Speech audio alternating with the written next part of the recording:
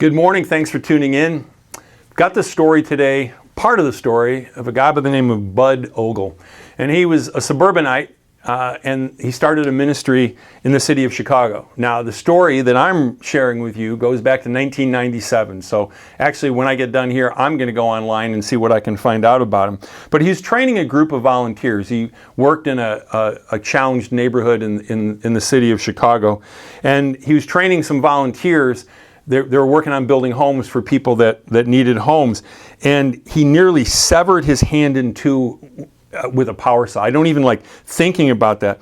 And then his surgeon, he goes to the hospital, and his surgeon takes the unusual precaution of, hey, how about we do an x-ray of your lungs? It's like, okay, whatever. And they find out that he has lung cancer. So they stop the bleeding, they operate on his lungs, and then he has to go through the whole thing with the hand surgery and the grueling recovery from it.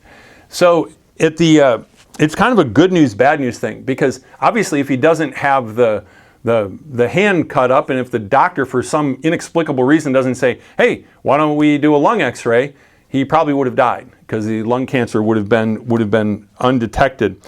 But he wondered what God could possibly have in mind with the accident, but as it turned out, it saved his life. Don't you wonder sometimes, like, why did this happen? And it's so easy to just get frustrated with something.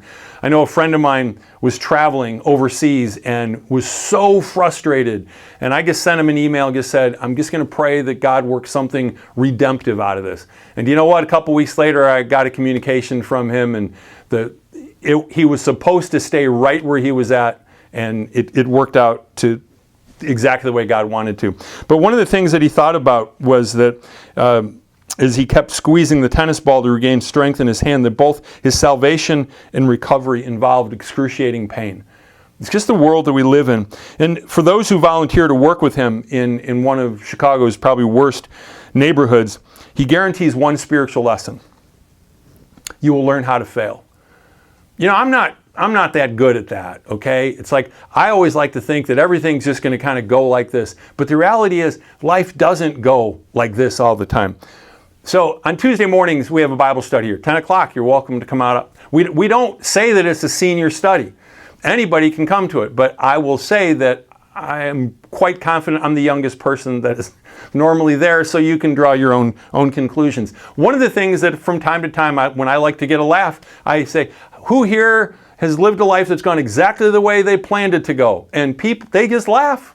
They just laugh. It's like, no, somebody sitting in the front row is 95 years old, just laughs. No, life doesn't go the way you expect it to go.